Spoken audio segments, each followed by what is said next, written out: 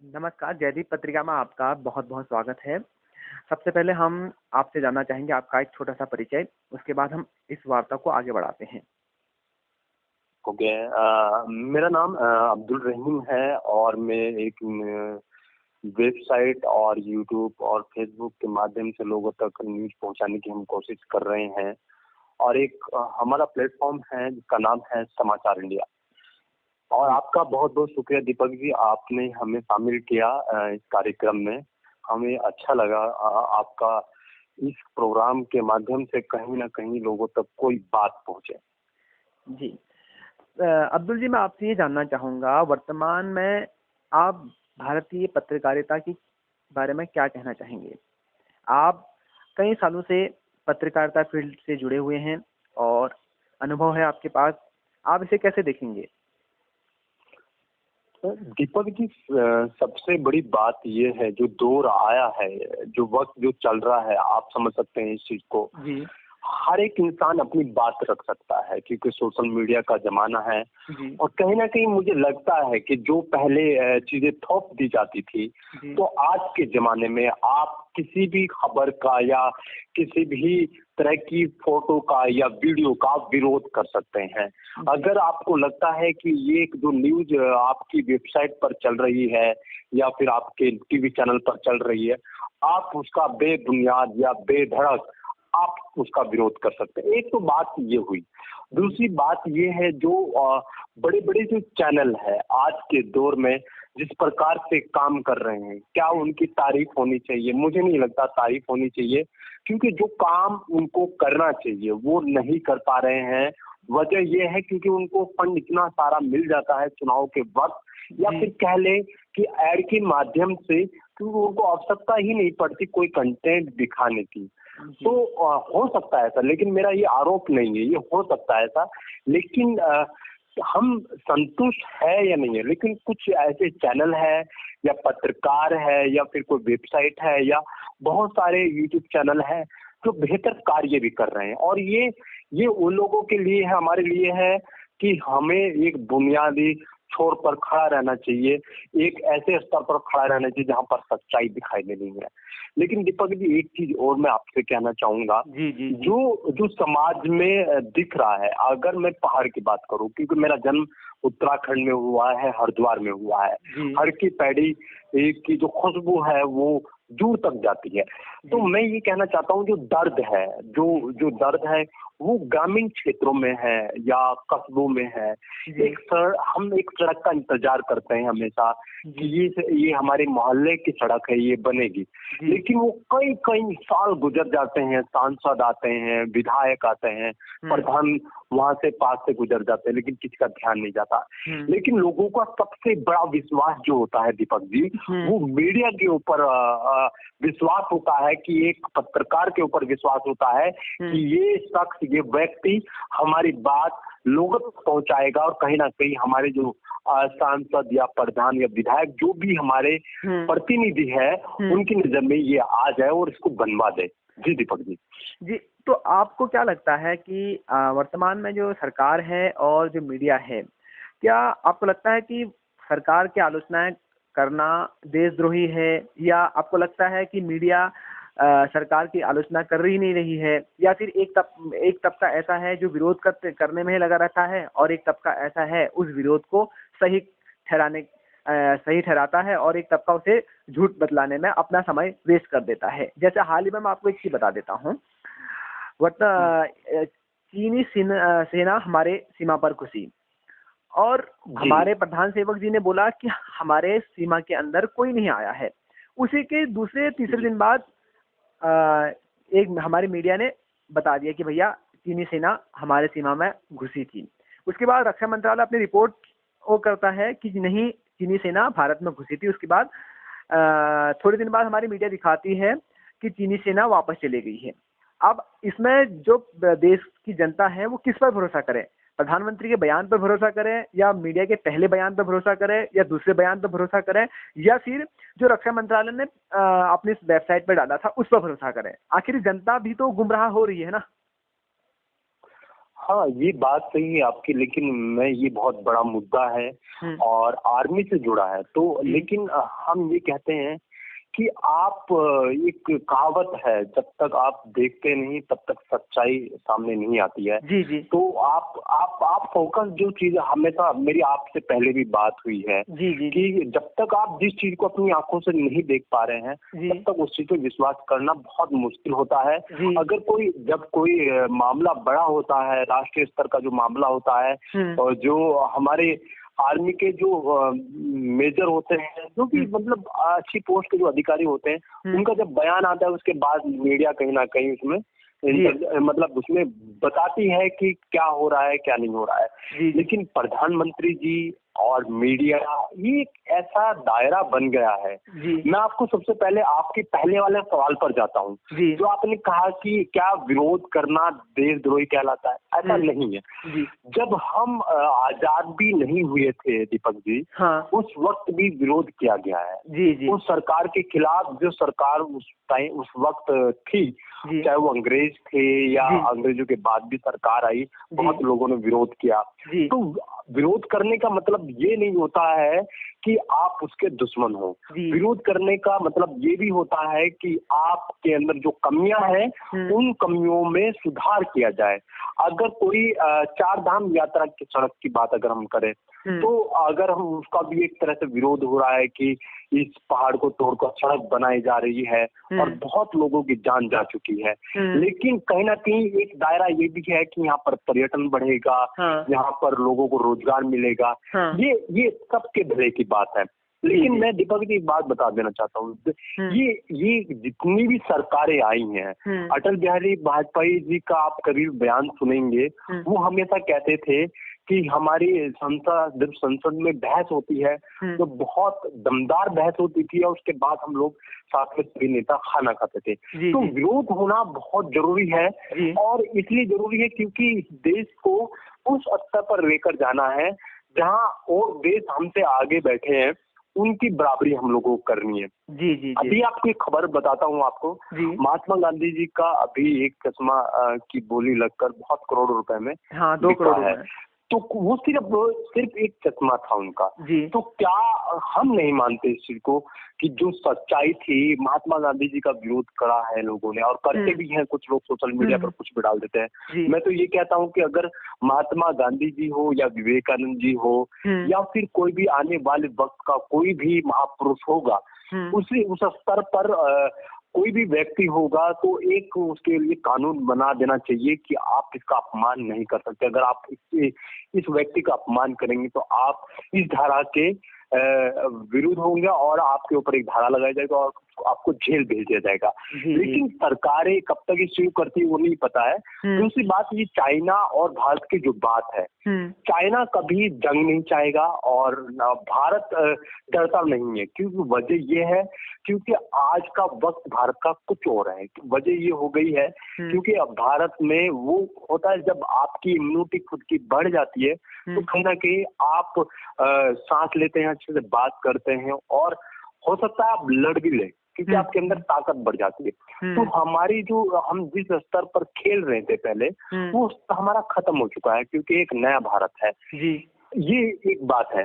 लेकिन क्या होगा अगर हम पूरा देश, मैं पूरे देश की बात करता हूँ, हम लोग एकजुट होकर अगर चाइना के खिलाफ एक तरह से मुहिम खड़ी कर रहे हैं, तो ये बहुत बड़ी काबिले तारीफ है, चाहे वो हम सेना की कहें या सरकार की कहें या फिर हम जो हिंदुस्तानी हैं उनकी कहें। लेकिन एक सवाल सर मेरा ये है आपसे भी कि क्या हम इन चीजों को लेकर आगे बढ़ सकते हैं, जो हम नारों की बात करें या किसी भी चीज की बात करें। आज के टाइम में चाइना सबसे बड़ा हब है चाइनीज सामान का, जो वो डंप करता है अमेरिका में, इंग्लैंड में, और 2 या 3% करता है इंडिया में। तो क्या हम हमारी जो कंपनियां हैं, क्या वो अमेरिका में अपना सामान डंप कर सकती हैं? तो बहुत मुश्किल है क्योंकि हमारी सरकारें सपोर्ट नहीं करती हैं। अमेरिका में 2 घंटे में लोन हो जाता है, लेकिन इंडिया में एडवर्टाइज तो होता है कि आपका 2 घंटे में या 15 मिनट में आपका लोन हो जाएगा। क्या हो जाता है किसी व्यापारी का? नहीं होता है। तो आपको समझना होगा उन चीजों को। जी, दूसरी चीज, बहुत अच्छी बात। जो हमारे जो पत्रकार है सर, देखो मैं आपको बताऊं, जो बड़े चैनल है वो हमें कहीं ना कहीं इस तरह से क्रिएट कर रहे हैं हमारे चारों ओर कि जो कुछ भी हो रहा है वही सही है। अगर ये ऐसे होने लग गया तो हमारा देश बहुत पीछे चला जाएगा। अभी की आपको एक रिपोर्ट दूं मैं आपको, 1 करोड़ से भी ज्यादा लोग हर महीने बेरोजगार हो रहे हैं कोरोना काल में। क्या हमारी सरकार इसमें जिम्मेवार है या नहीं? क्योंकि मेन होता है सरकार। जब एक गांव में बैठा व्यक्ति होता है और गांव में जाने वाली सड़क नहीं होगी, वहां पर नेटवर्क नहीं आएगी, मोबाइल नहीं चलेगा, इंटरनेट नहीं चलेगा, तो गांव का जो व्यापारी है या वो दुकानदार है या वो गांव का कोई भी किसान आदमी, कोई भी व्यक्ति हो, क्या उसको वो सुविधा मिल पाएगी जो और व्यक्ति को मिलती होगी? ऐसा ये थोड़ा मुश्किल है, क्योंकि इस चीज को सरकार कर सकती है। सरकार एक ऐसी चीज होती है जिसका सबका विश्वास होता है, और अगर हम सरकार की चीजों की ही तारीफ करने लग जाएं तो वो काम क्यों करेगा? उसे आवश्यकता ही नहीं काम करने की। पूरे भारत में जितनी पूरा भारत है, कितने नेता हैं वहां पर, और आप देखें दीपक जी, जो मास्क की बात चल रही है, हमारी गवर्नमेंट में, उत्तराखंड गवर्नमेंट ने मास्क ना पहनने वालों के ऊपर कार्रवाई की और करोड़ों रुपए की मतलब पैसा आया उनके पास, करोड़ों रुपया। तो क्या हमारी जो नेता है, जो सांसद या विधायक रहे हैं, कितने अच्छे अच्छे काम किए हैं, घर घर झंडा पहुंचा देते हैं, क्या वो मास्क पहुंचाया उन्होंने घर घर? बहुत मुश्किल है चीजें। तो उनको, अगर उनको हम ये करने लग जाए कि हमें भैया ये आप तो बड़ा अच्छा कर रहे हो नेताजी, आप बड़ा अच्छा कर रहे हो, क्या हमारी सड़कें बन जाएंगी? क्या हमारे जो गरीबों के घर वो बन जाएंगे? नहीं बन पाएंगे, क्योंकि आपको विरोधी होना पड़ेगा, तभी वो हो पाएगा। ये जरूरी है कि आप हिंदू हो या मुसलमान हो, जरूरी है कि आप इस देश के वासी हो और उसके खिलाफ आप बोले जो लोग काम नहीं करे, क्योंकि नेता कोई मालिक नहीं है हमारे। नेता हमारे ठेकेदार हैं हमारे क्षेत्रों में काम कराने के लिए, और वो फर्स्ट ठेकेदार रहता है। फर्स्ट लेडी हो या जेंट्स हो, कोई भी हो, वो एक ठेकेदार है। हमने उसको टेंडर दिया है कि ये आपके पास क्षेत्र है, आप इस क्षेत्र के पूरे के प्रधान हैं, विधायक है, सांसद है, तो आप इस क्षेत्र का उद्धार करेंगे। और वो क्या कर रहा है, उसके पास बजट होने के बावजूद वो कुछ नहीं करता है। तो ये बड़ी दिक्कत की बात है। ये सबसे बड़ा इसमें दायरा जो है वो मीडिया का है, जो इन नेताओं को काम करने नहीं दे रहा है। और क्योंकि आपने उनकी छवि ऐसी बना दी गई है कि वो काम ना करे चल जाएगा, लेकिन काम करेगा तब कोई दिक्कत नहीं है, तब वो कर रहा है तो उसके ऊपर दबाव है। तो हिंदू मुस्लिम की जो लड़ाई भी क्रिएट होती है मीडिया से, मीडिया का सबसे बड़ा महत्व है दीपक जी आज के वक्त में, क्योंकि मीडिया एक ऐसी चीज है कि आपको घर घर नौकरी दिला सकती है, आपको रोजगार दिला सकती है, आपको जमीन दिला सकती है। तो हर चीज का दायरा मीडिया के ऊपर रखा जाता है, क्योंकि मीडिया से ही सरकार के ऊपर दबाव आता है। क्योंकि सरकार को डर रहता है कि शायद अगर मीडिया इतना भयंकर रूप ले रहा है और सरकार के खिलाफ जा रहा है, तो इसका मतलब अब मुझे काम करना चाहिए। तो मैं मानता हूँ, क्योंकि आप देखिए सरकार, अब जो कांग्रेस की सरकार थी 2014 से पहले, मीडिया ने कितना बड़ा बदलाव किया। जब अन्ना हजारे जी धरने पर बैठे, कितना बड़ा सरकार को घुटने टेकने पड़े, और फिर उसका फायदा कहीं ना कहीं बीजेपी को मिला है। जी, मैं समझने वाली बात है दीपक जी। एकदम सही। मैं ये जानना चाहता हूँ कि हमारे इंडिया में कई सारे वरिष्ठ पत्रकार हैं जो जिनकी संपत्ति करोड़ों रुपए है। क्या आपको लगता है कि पत्रकार के तौर पर करोड़ों रुपए, 800 करोड़, 1100 करोड़ की संपत्ति बनाना संभव है? दीपक जी, मैं 2008 से एक छोटा सा रिपोर्टर पत्रकार कह लीजिएगा आप, और 2008 से मैं काम कर रहा हूँ, मतलब बचपन से, आप समझ सकते हैं। तो अब मुझे आर्टिकल लिखने के कुछ पैसे मिला करते थे, आपको बताऊं मैं। तो इतना करोड़ों रुपए में डील करना, ये उसके लिए तो आसान है जो प्रॉपर्टी का काम कर रहा होगा, या फिर वो कहीं ना कहीं सरकार से जुड़ा होगा, क्योंकि सरकार से कमीशन, ये वो बहुत सारी चीजें हैं। तो आपका तो कहीं ना कहीं वो हो सकता है कि वो सरकार से जुड़ा होगा, या फिर वो हो सकता है कहीं ना कहीं वो माफियाओं से जुड़ा होगा। लेकिन एक अगर आम पत्रकार की अगर हम बात करें तो बहुत मुश्किल है। और आज के दौर में तो मैं ये कहता हूँ कि जितने भी भारत में पत्रकार है उन लोगों को अपना गुजारा करना इतना मुश्किल हो रहा है दीपक जी। मैं बात करता हूँ रोजाना, बहुत मेरे दोस्त भी है, क्योंकि उनको गुजारा करना इतना मुश्किल इसलिए हो रहा है क्योंकि लॉकडाउन होने के बाद ना तो वो घर से बाहर निकले हैं और गए भी है तो कहीं ना कहीं से उनको निराशा हाथ लगी है। तो उनकी कंपनी ने कह दे कि आप कल से मत आइएगा या फिर आप छुट्टी लगेगा, छुट्टी का आपको कोई पैसा नहीं मिलेगा। तो बड़ी समस्या क्रिएट हो चुकी है। तो ये आप समझ सकते हो कि क्या इस भारत में जो चल रहा है वो आप भी देख रहे हैं। तो पत्रकार के लिए तो बहुत बड़ी चीज है कि इतना खतरनाक रूप ले चुकी है रोजगार को लेके कि वो कहना के लिए, वो दिल की जो बात है वो कहना बहुत थोड़ा मुश्किल है क्योंकि बहुत संख्या है पत्रकारों को जो लगातार रोजाना काम कर रहे थे। आपको लगता है कि भारत सरकार को या हमारे देश को पत्रकारों के लिए कुछ विशेष नियम कानून लाने की जरूरत है या एक ऐसा कानून लेकर आने की जरूरत है जिससे उनका जीवन और बसेरा सुरक्षित हो सके, जिससे वो खुलकर काम कर सके?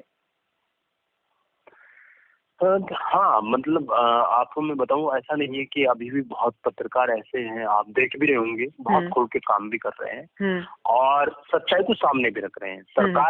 सरकार देखो, सरकार विरोधी होती है कि अगर उसका कोई तारीफ करता है तो उसके लिए तो अमृत है, अगर उसका विरोध अगर कोई कर रहा होगा तो कहीं ना कहीं वो एक्शन लेगी। लेकिन ऐसा नहीं है कि पत्रकार हर प्रकार के पूरे भारत में है, चाहे वो हम दिल्ली की बात करें, उत्तराखंड की बात करें, उत्तर प्रदेश की बात करें, सभी जगह छोटे बड़े पत्रकार सभी जगह ऐसे हैं कि जो सरकार की तारीफ भी करते हैं और सरकार को आईना भी दिखाते हैं कि आप क्या गलत कर रहे हो, और कहीं ना कहीं फिर सरकार आंखें खुलती है और उसको काम भी करती है। तो बहुत सारी चीजें हैं दीपक जी, और ये जब तक है तब तक ये देश है और रहेगा। महात्मा गांधी जी हमेशा ये कहते थे कि विरोध करना जरूरी है। वजह ये है कि आपको अगर आपको अपना हक लेना है तो आपको विरोध करना होगा, चाहे वो आप पत्रकार हो, इंजीनियर हो या कोई बिजनेसमैन हो, कुछ भी हो, लेकिन आपको विरोध जरूर करना होगा।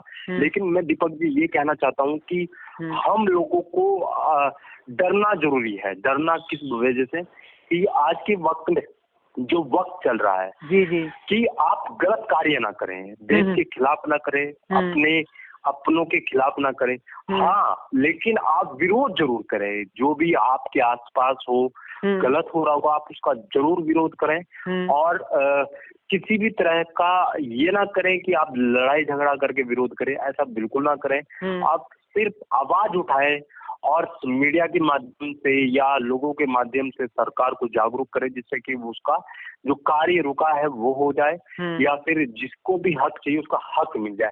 उसके अलावा बहुत सारे कोर्ट है, सुप्रीम कोर्ट है, हाई कोर्ट है, बहुत सारी चीजें हैं, वहां से हक ले सकते हैं। लेकिन आज के दायरे में अगर हम बात करें, अगर इस सरकार की बात करें, ऐसा नहीं कि ये सरकार अच्छा काम नहीं कर रही, अच्छा काम भी कर रही है, लेकिन साथ ही साथ उसके अलावा जो हमारे जैसे लोग हैं, अगर हमें कुछ दिखाना है क्या तो हमें दिखाना जरूर पड़ेगा, क्योंकि जो काम हुआ है वहां तक हम रुक नहीं सकते, क्योंकि भारत को और आगे लेकर जाना है। अभी कितने लोग बेरोजगार हो रहे हैं, अगर हम ये कहने लगे नहीं ये सरकार तो नौकरी दे रही है, तो कुछ भी नहीं है।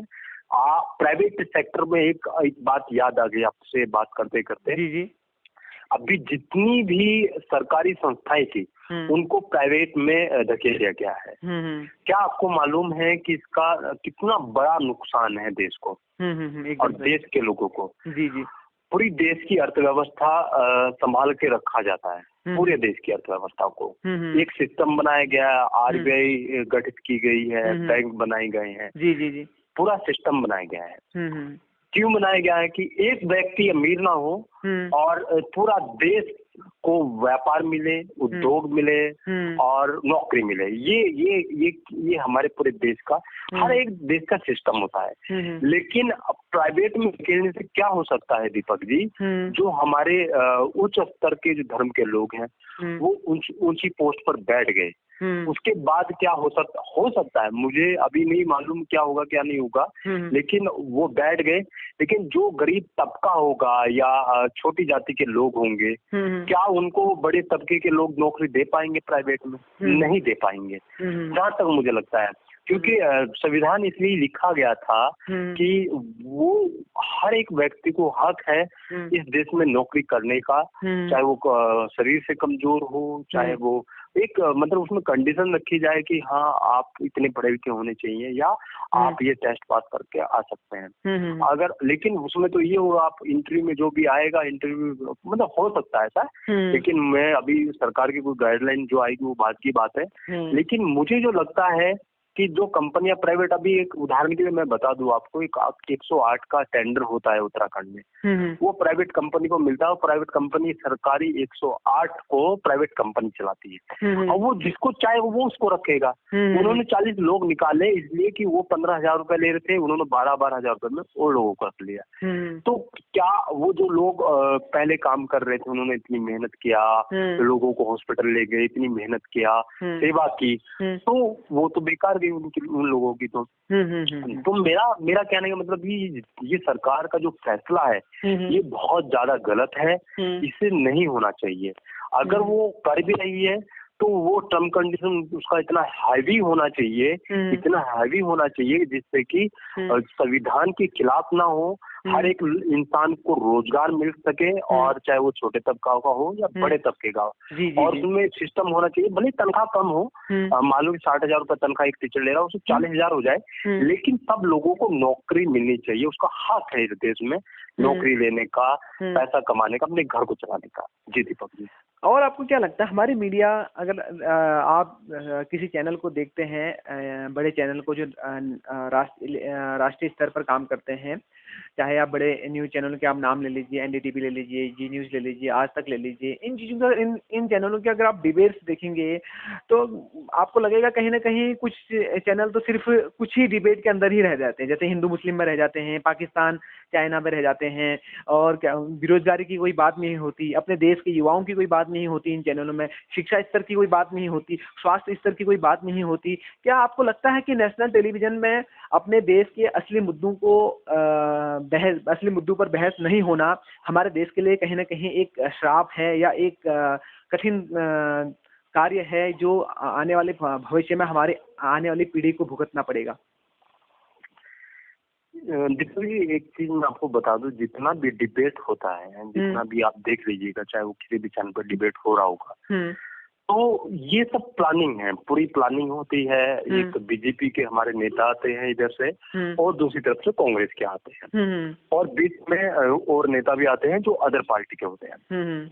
वो आधे घंटे का उनका पूरा प्रोग्राम होता है, और जो बड़े चैनल उनको कहीं ना कहीं वो खर्च भी देते हैं, जहाँ तक मुझे कहीं ना कहीं से सूचना आती है।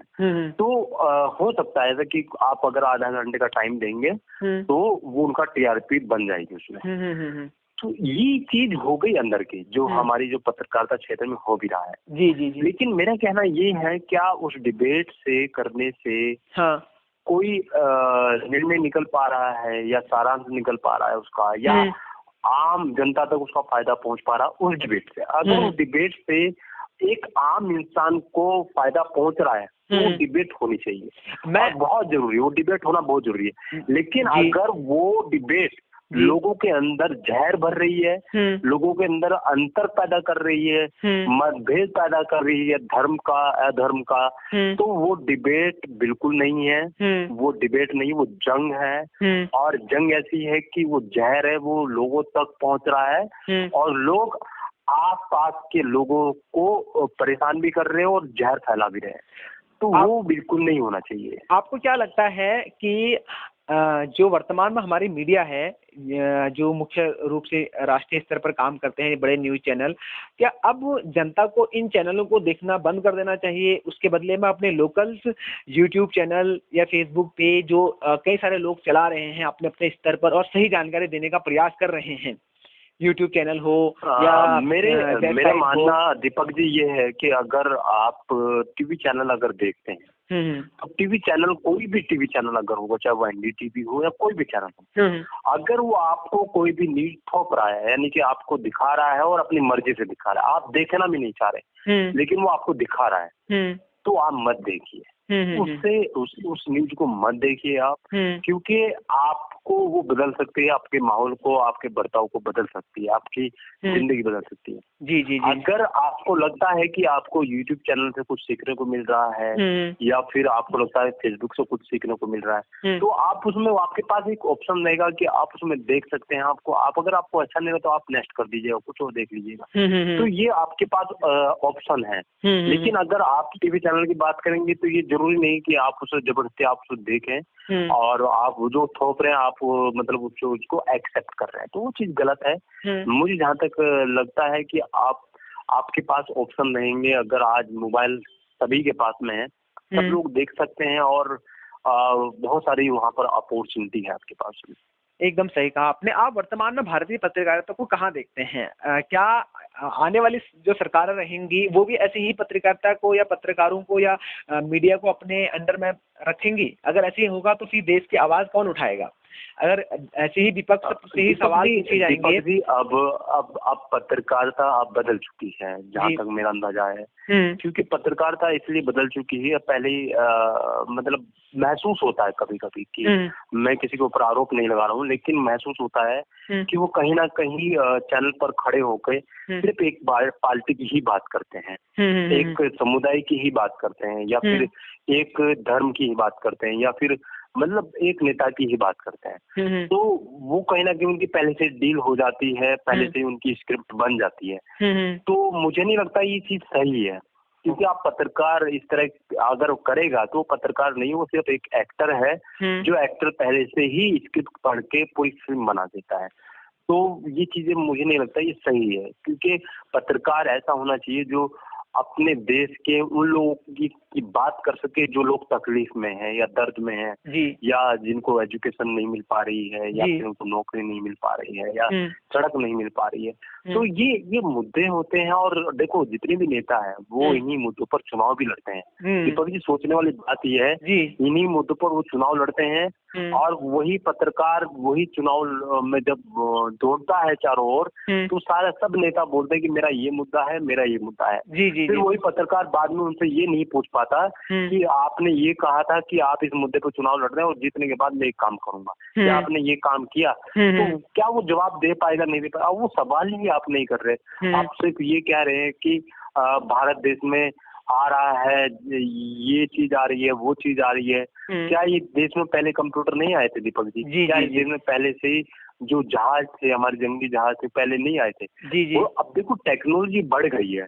हो सकता है कि अब पहले आप देखिए, एप्पल का जो मोबाइल आता था वो बहुत छोटा होता था और सिर्फ फोटो खींच सकते थे, एक छोटा म्यूजिक बज सकता था। आज के वक्त में जो एप्पल आज के वक्त में आ रहा है वो बहुत हाई क्वालिटी का है और बहुत सारी चीजें उसके अंदर फैसिलिटी है। जी। तो अगर हम ये कहें कि देखो हाई क्वालिटी का हमने ही लिया है, ऐसा नहीं, और देश के पास भी अगर वो चीज होंगी, हाँ, हम ये गर्व की बात है हमारे देश के लिए, जो क्योंकि हम विवेकानंद जी के देश के हैं और हम गर्व करते हैं कि हम इस देश में जन्मे हैं, क्योंकि जहाँ की जो मिट्टी है दीपक जी, वो हर प्रकार से हर रूप में शामिल रहती है, हर चीज के साथ में, विरोधाभास में भी और शांति के प्रयास में भी। मैं ये जानना चाह रहा हूँ, इस पत्रकारिता को हम कैसे बचा सकते हैं? क्या हम अपनी आने वाली पीढ़ी को ये महसूस करा सकते हैं कि नहीं, पत्रकारिता भी जिंदा है, पत्रकारिता को बचाना है? दीपक जी, अगर आप पत्रकारिता बचाने की बात अगर करें तो ये बहुत मुश्किल है जो आप सवाल कर रहे हो, क्योंकि जो भावनाएं आपकी जुबान पे होती है, क्या वो दिल में भी है? वो चीज मेन है आपकी। क्योंकि आप जब बात करते हैं आपस में कहीं पर भी, तो आप अपनी सारी बातें रख देते हैं कि देखो कितनी तकलीफ में हम लोग, हम ये नहीं कर पा रहे, वो नहीं कर पा रहे। लेकिन एक वक्त में आपकी लॉटरी लग जाती है, तो कहते हैं यार अभी लॉटरी लगी है, तो मैंने इसका भी कर्ज खत्म निपटा दिया है और इसका भी मैंने कर्ज उतार दिया है। तो क्या आप उस चीज में तारीफ करेंगे खुद की, या आपकी बुराई करेंगे मेरी लॉटरी लगी है? तो वजह ये है कि पत्रकारिता क्षेत्र में अच्छे भी लोग अच्छी तरह से काम करते रहेंगे। ऐसा नहीं कि आने वाले वक्त हमारे बाद जो बच्चे आएंगे वो नहीं कर पाएंगे, वो हमसे बेहतर कर पाएंगे, क्योंकि उनके पास टेक्नोलॉजी होगी, उनके पास में एक हब होगा, उस चीज का वो कर सकते हैं।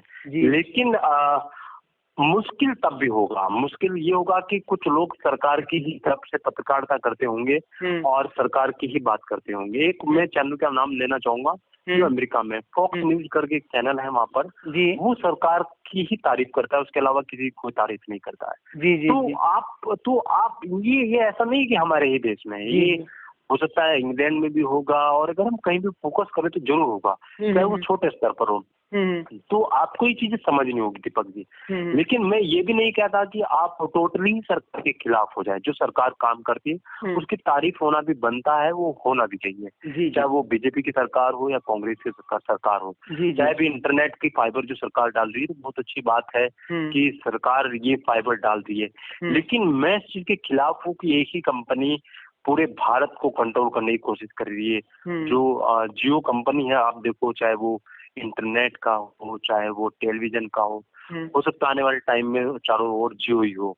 तो ये कंट्रोल एक कंपनी का नहीं होना चाहिए। सब लोगों को रोजगार मिलना चाहिए, और सब ऐसा नहीं कि एक ही व्यक्ति, भारत में सिर्फ एक ही व्यक्ति यही अमीर है। उसमें से सब लोगों का एक दायरा होना चाहिए कि यार इन सब पूरे भारत में से इतने लोग इतने अमीर हैं। तो ये होना जरूरी है। वजह ये है कि पूरे भारत को आगे लेकर आना है, ना कि सिर्फ एक व्यक्ति को। ये चीज थोड़ा मतलब गलत है, क्योंकि हक पूरे भारत में सभी लोगों का है अमीर बनने का।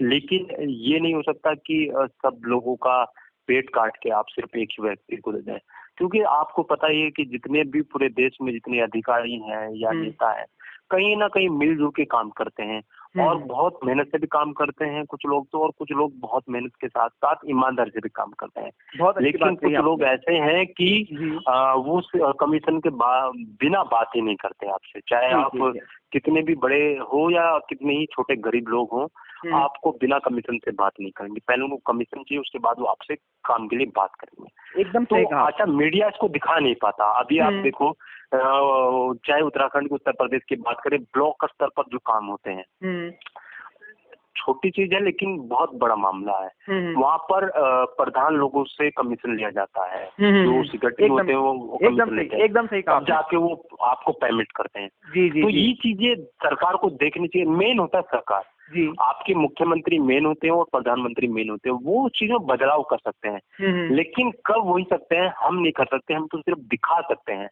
लेकिन आज का वक्त ये ऑनलाइन हो चुका है। ऑनलाइन होने से क्या हो गया दीपक जी, कि जो रिश्वत है वो रिश्वत ऑटोमेटिकली अधिकारी के पास पहुंच जा रही है। वो हमें पता भी नहीं चल रहा हो कहाँ कैसा हुआ। वो पूरा आरटीआई में भी ऐसे दिखा दिया गया है कि ये बिल्कुल सही काम हुआ है, इसमें कुछ भी नहीं हुआ। नालियां बनती है हमारे देश में, नालियां आरसीसी के बजाय ईंट की बना देते हैं, वो कुछ दिन में गलने के बाद में खत्म हो जाती है। आप सबसे बड़ा घोटाला देखिए, सड़कें आरसीसी की बन जाती है, 15-20 साल टूट नहीं सकते आरसीसी, लेकिन वो तोड़ दी जाती है जबरदस्ती, क्योंकि वो दोबारा बनना है, क्योंकि दोबारा नया बजट आएगा पैसे कमाने के चक्कर में। एकदम तो बहुत सारी चीजें हैं। तो अभी क्या है कि अभी मीडिया क्या कर रहा है, मीडिया सिर्फ ये कर रहा है कि जो सरकार कराना चाह रही है, यानी कि मीडिया सरकार की कंट्रोल में है, ये कह सकते हैं, या हो सकता है कि कंट्रोल किया जा रहा है। तो हम सब लोगों को समझना पड़ेगा कि हम किस दायरे में रह रहे हैं। देखो, हम मोदी के भक्त हो सकते हैं या देश के भक्त हो सकते हैं, लेकिन पड़ोस कोई तकलीफ में होगा तो हम उसके ये भक्त नहीं हो सकते कि उसको हम पीड़ा में छोड़ दें। ऐसा नहीं कर सकते हैं, हमें उसका साथ देना पड़ेगा, चाहे वो किसी भी धर्म से हो या फिर किसी भी पार्टी से हो। तकलीफ होती है दीपक जी, अगर उसका घर नहीं बन पा रहा किसी गरीब का, वो तकलीफ है। उस तकलीफ को आपको हमें सबको समझना पड़ेगा, और उसका जो भी तकलीफ है उसको दूर कराना होगा सरकार से या खुद से, कहीं से भी। एकदम तो ये काम है, ये काम मीडिया को करने चाहिए। और मीडिया थक जाती है, मीडिया रुक जाती है। वजह ये है क्योंकि मीडिया के पास में एक चीज ये नहीं है कि वो रुके नहीं, रुक जाती है कि एक तरह का वो इंतजार करती है वक्त का। वक्त अब पूरे देश में वो कह रहे हैं कि काम हो रहा है। काम क्या हो रहा है? काम सिर्फ ये हो रहा है कि सिर्फ टेलीविजन पे एक तस्वीर दिखा दी जाती है, पूरा दिन उस पर निकल जाता है। उसके अलावा कोई तस्वीर नहीं है।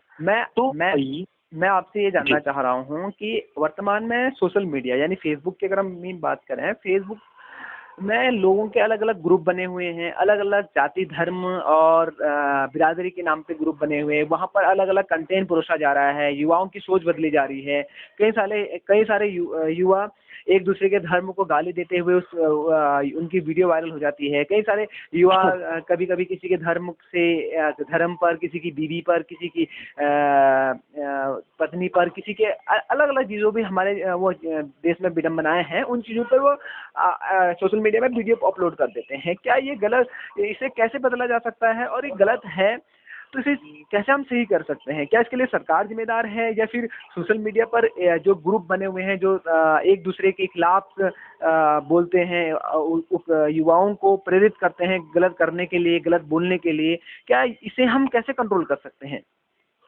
देखो दीपक जी, सबसे बड़ी दिक्कत ये है जी कि जो सोशल मीडिया प्लेटफॉर्म है ये हाँ सभी के लिए है, ये किसी एक व्यक्ति के लिए नहीं है। जी जी इसमें सभी लोग अपनी अपनी बात रख सकते हैं। जी जी तो कुछ कुछ लोग ऐसे हैं कि वो लोग मतलब गलत तरीके से प्रेजेंट करते हैं, कुछ लोग ये है कि बेहतर तरीके से प्रेजेंट करते हैं। जी जी जी लेकिन हम जो लोग देखने वाले लोग हैं, हमें ये देखना होगा कि ये कंटेंट कैसा है। जी जी हमें देखना है या नहीं देखना। अगर वो कंटेंट नहीं देखना है तो आप उससे इग्नोर कर सकते हैं। आप उसको वहाँ पर कोई भी कमेंट ना करके आप उसको हेट कर सकते हैं। वहाँ पर मैं आप अब्दुल जी, उसको रिपोर्ट कर सकते हैं। अब्दुल जी, मैं आपको यहाँ पर रोकना चाहूंगा, माफी चाहता हूँ इसके लिए।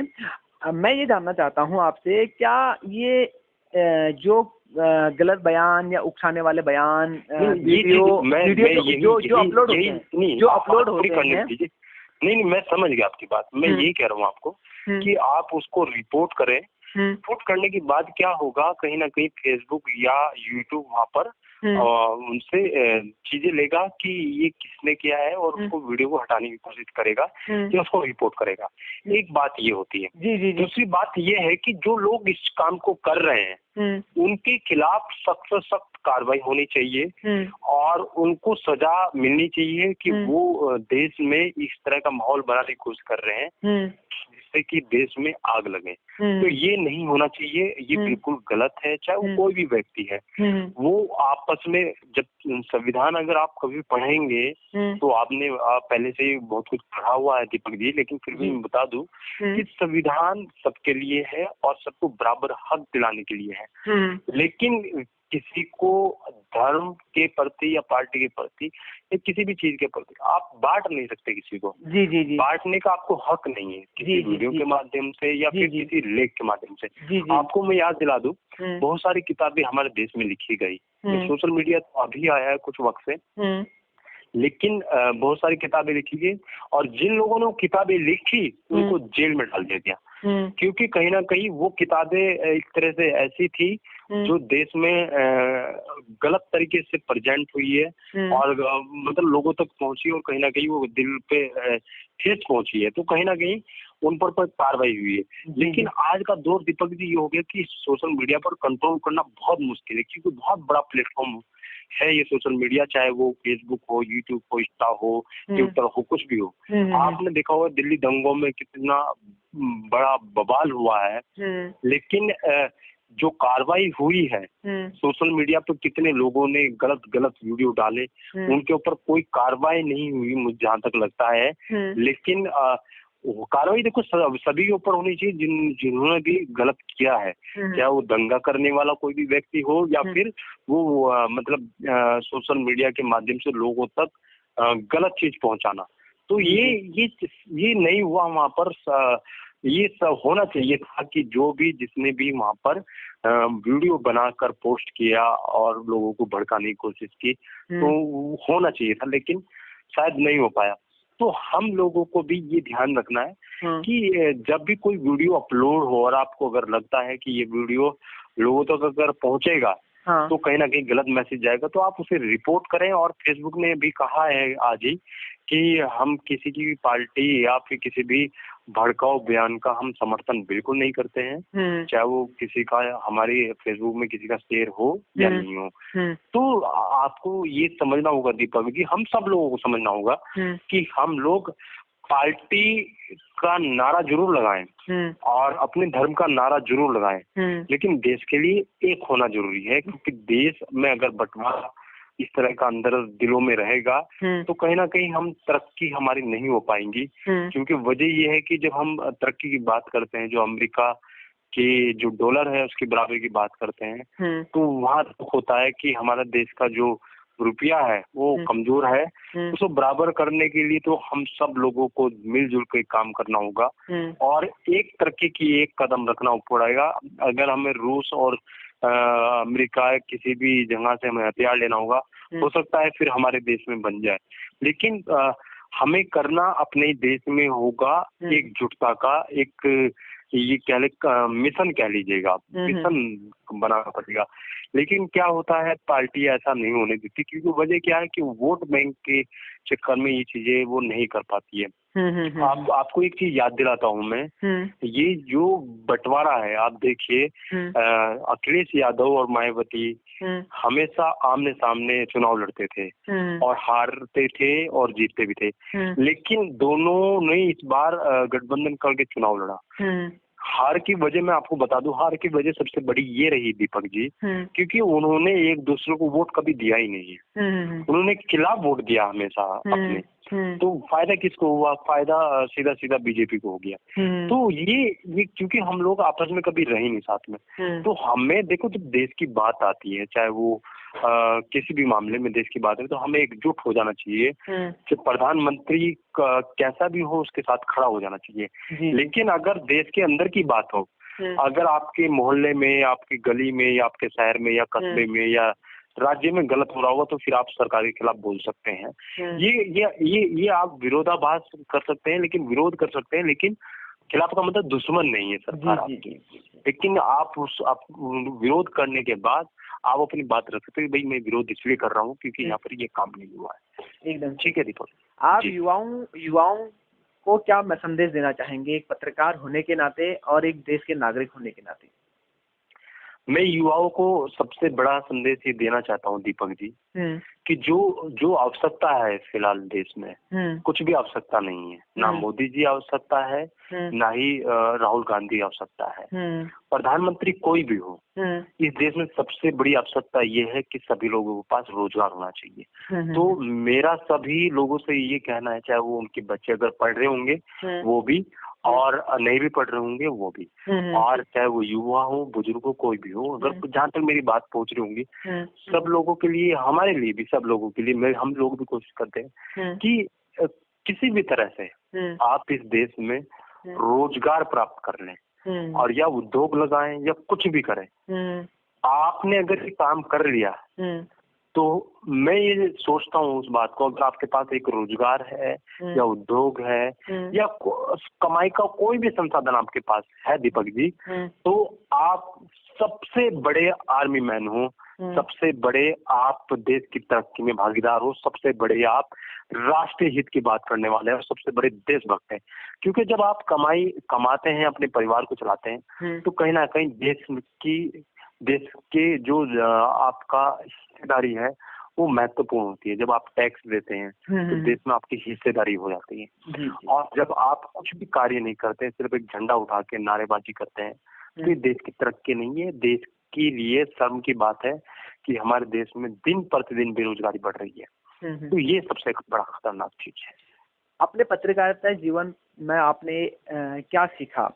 इतना लंबा अनुभव है आपके पास, और उस अनुभव को देखते हुए आप सरकार को और उत्तराखंड सरकार को क्या कहना चाहेंगे कि युवाओं को रोजगार कैसे दे सकते हैं, शिक्षा व्यवस्था कैसे चेंज कर सकते हैं, कैसे आप मीडिया को कंट्रोल कर सकते हैं, कैसे मीडिया को आप बेहतर बना सकते हैं, और जनता को कैसे आप सही से संवाद कर सकते हैं जनता से? आज भी सरकार हमारी कुछ बोलती है, कोई योजना लागू करती है, तो जनता तक सही से नहीं पहुंच पाता है, क्योंकि संवाद की कमी है कहीं ना कहीं।